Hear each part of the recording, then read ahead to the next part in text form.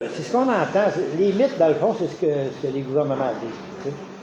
Le privé coûte moins cher que le public. Ça, tout le monde l'a entendu, le système de soins aux États-Unis, c'est un système privé. Il est bon au dernier en ce qui concerne l'accès aux soins, l'efficacité administrative et la capacité à améliorer la santé de la population. L'espérance de vie à la naissance la plus basse, taux de mortalité le plus élevé pour des problèmes de santé évitables, taux de mortalité infantile et maternelle le plus élevé. Coût administratif 4 à 10 fois plus élevé que pour une assurance universelle. Important, hein? C'est assez éloquent. Si on parle des médicaments, ici au Canada, on est troisième au niveau des coûts. En 2018, il y avait une commission créée par le gouvernement fédéral qui a évalué à 5 milliards de dollars par année l'économie suivant la création d'un régime public. Fait que, quand tu passes à un régime public, ça s'explique peut-être tout simplement. Hein? Je veux dire, quand il y a plusieurs acheteurs, le vendeur joue avec chacun puis il fait monter les enchères. Tandis qu'il y a un acheteur unique, qui est le cas des assurances universelles, bien là, à ce moment-là, c'est lui qui a le gros bout du bâton. Les agences de placement, la norme du ministère est de jamais dépasser 4 pour l'ensemble du réseau, 5,3 en octobre 2023. Les coûts.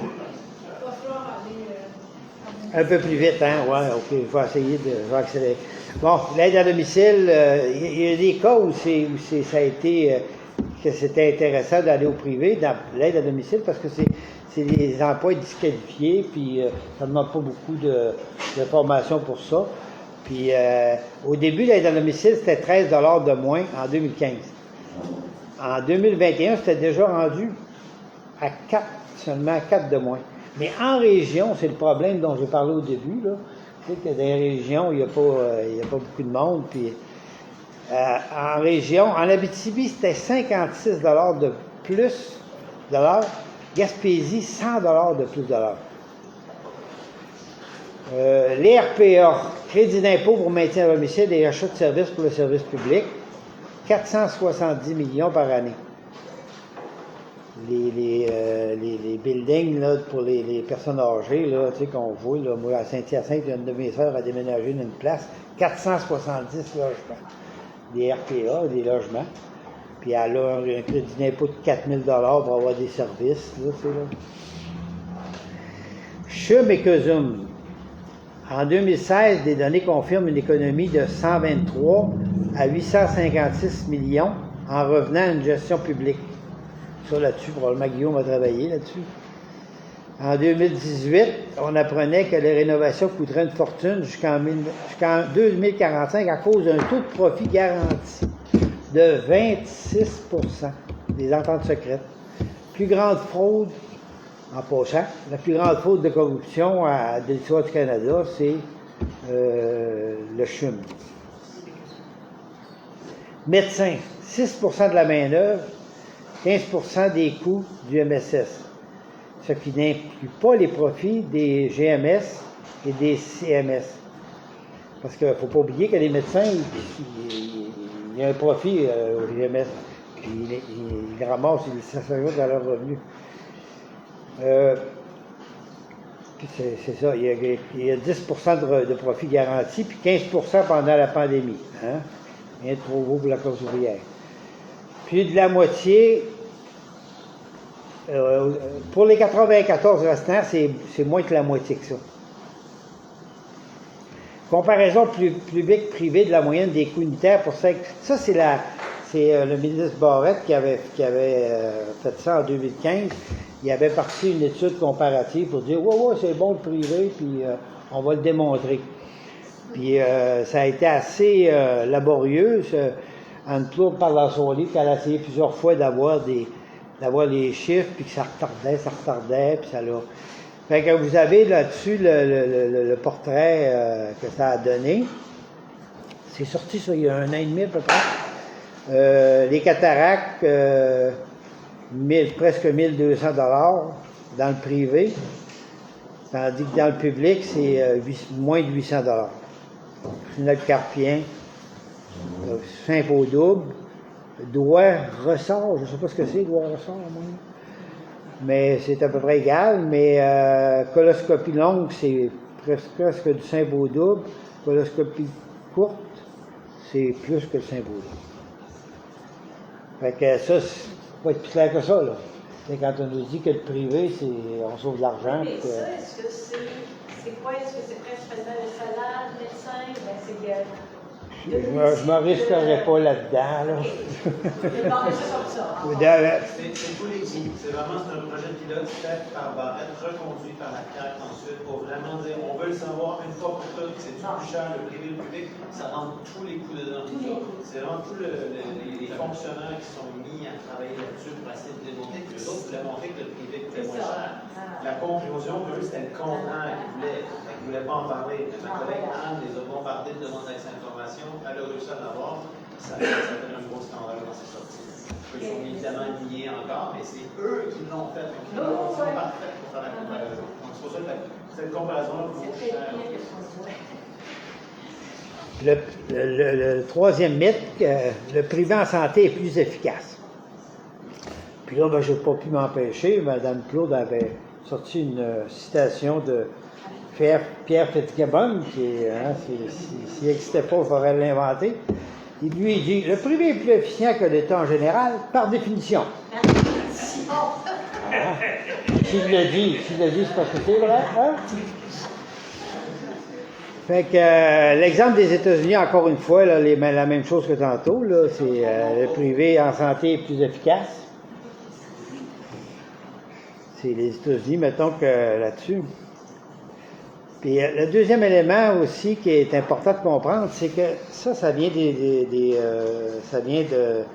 au début du néolibéralisme, de la période Thatcher, a inventé en vue de privatisation la nouvelle gestion publique. C'est l'introduction de plein de méthodes de gestion du privé, quantification, indicateurs de performance, paperasse et tout et tout. Il faut que je me dépasse, ça. Fait que c'est ça. Fait que ça a beaucoup compliqué le travail des gens dans le public. Parce que là, la paperasse, moi je me souviens, je suis parti en 2010, puis les gens n'en revenaient pas. Là, à toutes les fois, il faut acheter des affaires, il faut que ce soit quantifié, que ce soit... fait que, puis il y a tout aussi, ce qui s'est passé aussi, c'est qu'il y a eu une centralisation phénoménale. Bon, on le voit.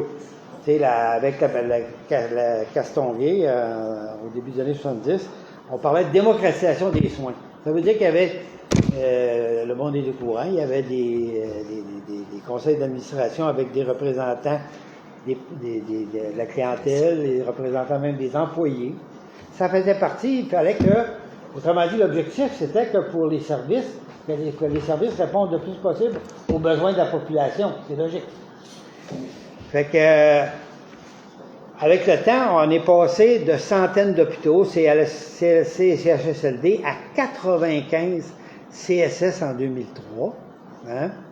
Puis à 22 CISS en 2015,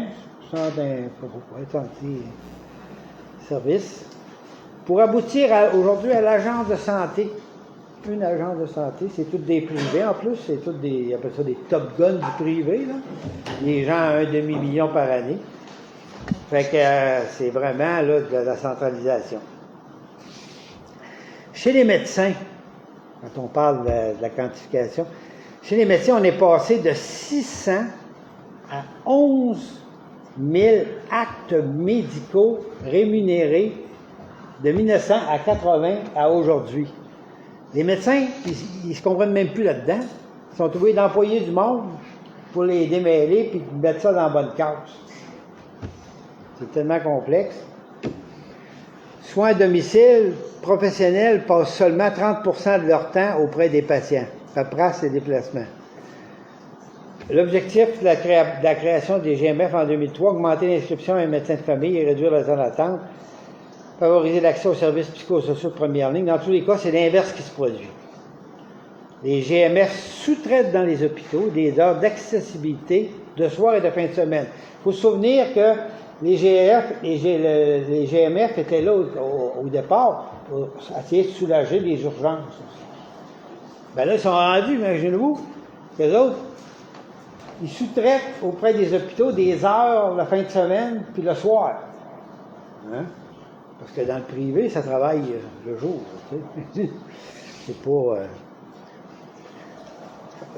près du personnel des CLSC. Dans les GMS, il faut être inscrit auprès d'un médecin, 33% ne le sont pas. Ça veut dire qu'ils prêtent du personnel des CLSC à des GMF. Ces gens-là travaillent avec le GMF. Mais dans les GMF, la règle, c'est qu'il faut être inscrit auprès d'un médecin. Fait que, mais il y a 33% des gens qui ne sont pas inscrits, qui n'ont pas inscrit auprès d'un médecin. Fait qu'ils n'ont pas accès à ces services-là qui sont pourtant donnés par des travailleurs du secteur public. Des super cliniques, plus de financement pour offrir de rendez-vous aux orphelins. En 2021, 82% n'avaient pas atteint leur objectif à ce niveau. Sur les 50 super cliniques, 22 n'ont même pas respecté l'ensemble de leurs engagements. Le quatrième, j'imagine qu'il faut que je presse, hein? Oui, j'allais dire. Le privé en santé aide à réduire les listes d'attente. Bon, ben là, il y a plein d'études qui démontrent que c'est pas vrai du tout, que les listes d'attente. Puis, je veux dire, là-dessus, là, il n'y a pas besoin de rien qu'à lire les journaux. Et c'est rendu, on n'en parle même plus des temps d'attente pour les urgences. Là, tu sais, là, les listes d'attente. Je vois quand même, ça c'est un point important parce qu'il y a eu une brèche majeure en 2022 dans les soins virtuels. Les soins virtuels, parce qu'ils n'étaient pas, faisaient pas partie des services remboursés par l'assurance maladie, s'était développé au niveau du privé. Puis ça a pris beaucoup d'importance avec la pandémie.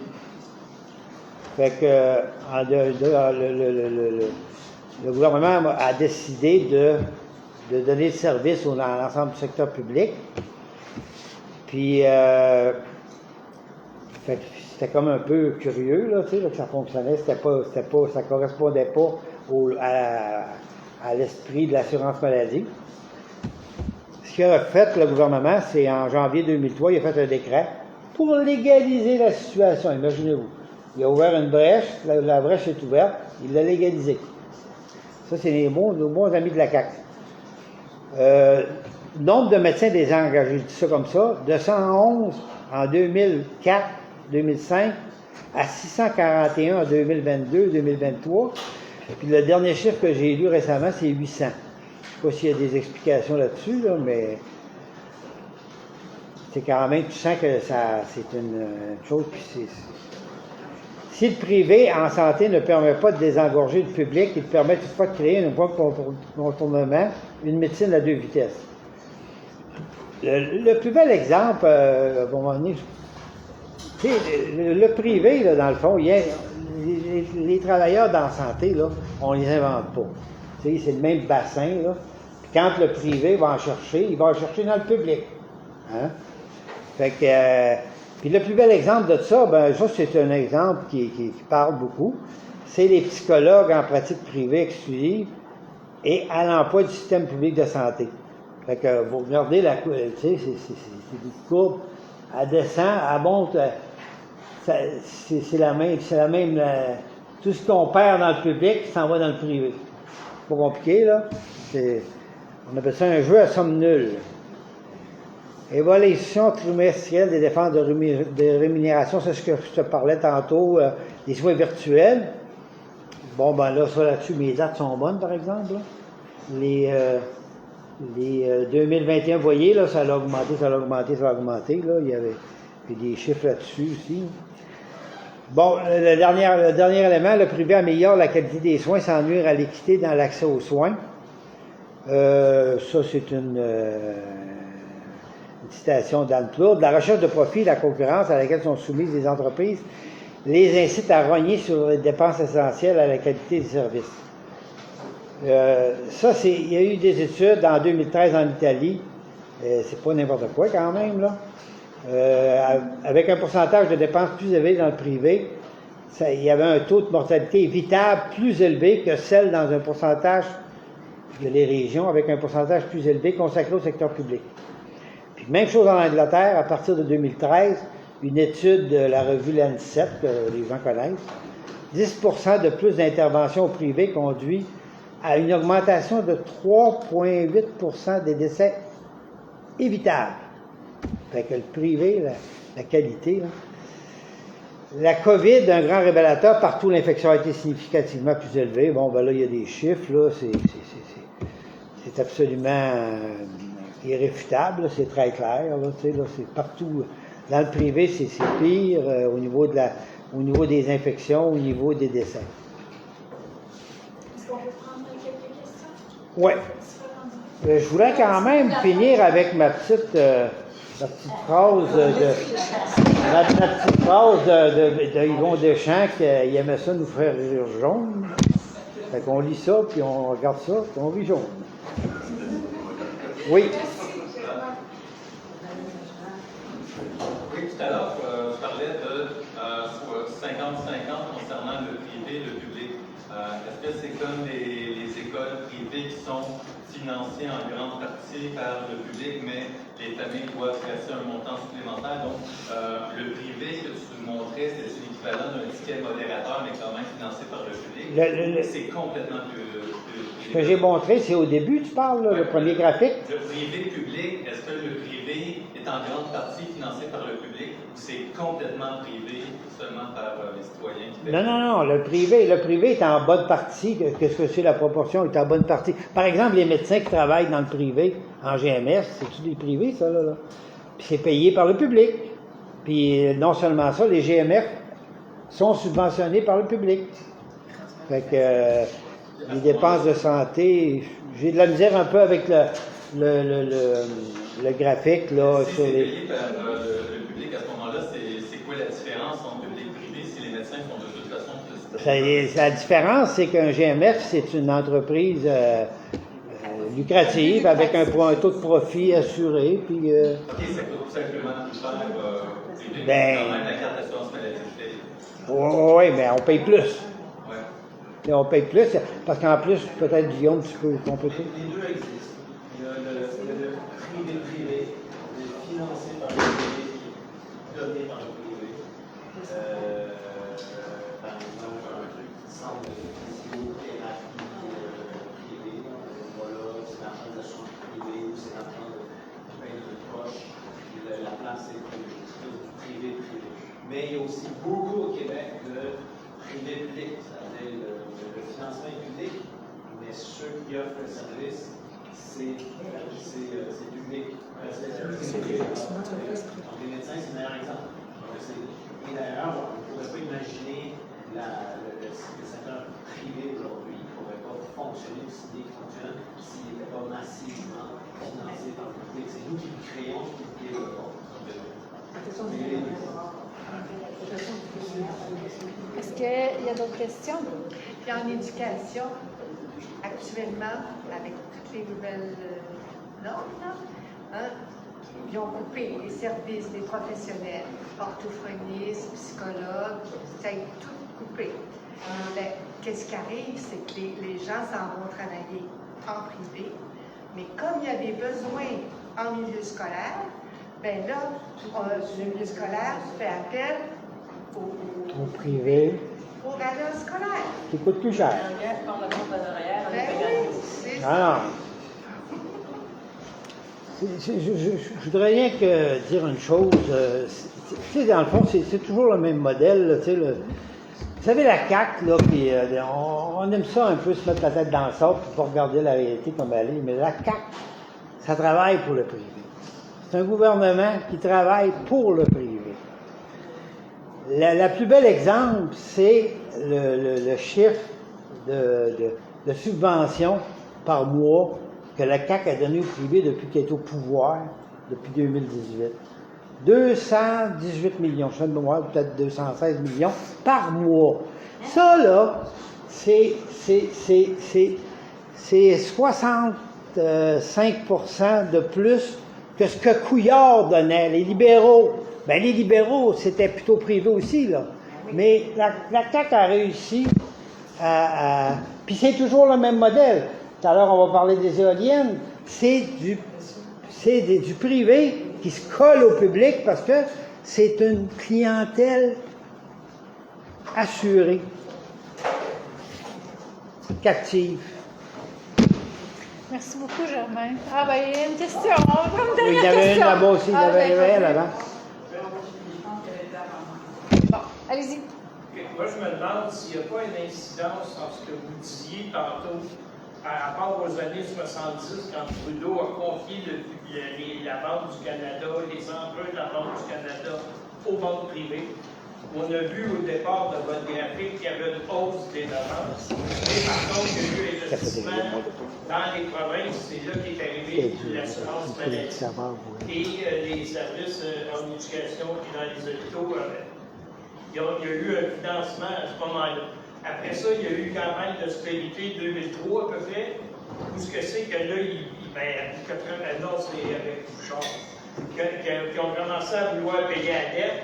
Vous disiez qu'il n'y avait pas de relation avec les ménages, sauf qu'en même temps, on assiste à l'austérité, coupure dans le public, réorientation vers le privé. Puis, ça va durer jusqu'à la pandémie où là, il y a eu une hausse. Puis, accentuation de la privatisation, parce que même Morel avait reconnu à la télévision qu'il avait fait une erreur avec ses GMF et tout ça, là, quand il y a eu les chèques. Parce que vous dites que je ne comprends pas les chèques des CRSC. Puis, à ce moment-là, il y a eu une réorientation vers le privé.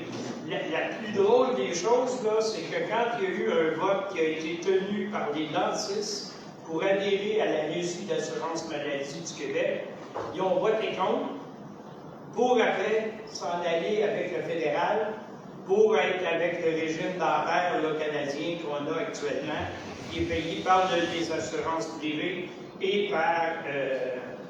et qui eux autres sont payés par les assurances quand on va là-bas pour se faire soigner.